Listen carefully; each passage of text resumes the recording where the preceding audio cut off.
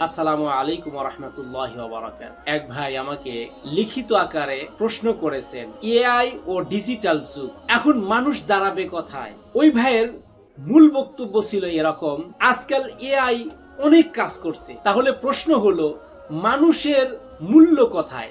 মূল বক্তব্য শোনেন। মানুষের মূল্যায়ন তো তার রূহ এবং তার আমানতের মধ্যে। মহান আল্লাহ রাব্বুল আলামিন ফেরেশতাদেরকে ডেকে পরামর্শ মাফিক তিনি আমাদের দুনিয়ায় পাঠাইছেন।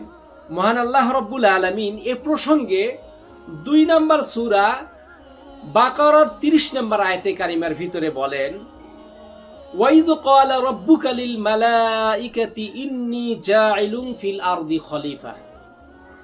ইন্নী জাইলুন ফিল আরদি খলিফা, নিশ্চয় আমি জমিনে আমার প্রতিনিধি পাঠাতে চাই।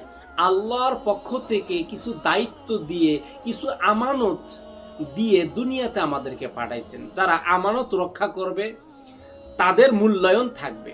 এআই অনেক কাজ করছে, তার মানে এআই যে কাজগুলো করছে এই কাজগুলো সে প্রজেক্ট তৈরি করতে পারে, জবাবদিহি করতে পারে না।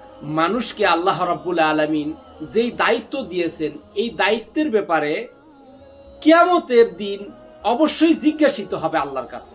রাসূলুল্লাহ সাল্লাল্লাহু আলাইহি ওয়াসাল্লাম এ প্রসঙ্গে বলেন, কুল্লুকুম রাউন ওয়া কুল্লুকুম মাসউলুন আন রাআতিহি। প্রত্যেক ব্যক্তি তার নিজস্ব দায়িত্বের ব্যাপারে আল্লাহ রাব্বুল আলামিনের কাছে জিজ্ঞাসিত হবে। এই যে দায়িত্ব, এই যে আমানতদারিতা, এই আমানতদারিতা এবং তার রূহ, আল্লাহ রাব্বুল আলামিন যে রূহটা আমাদেরকে দিয়েছেন এই রূহ হিসাব হবে এবং আমানতদারিতার হিসাব হবে।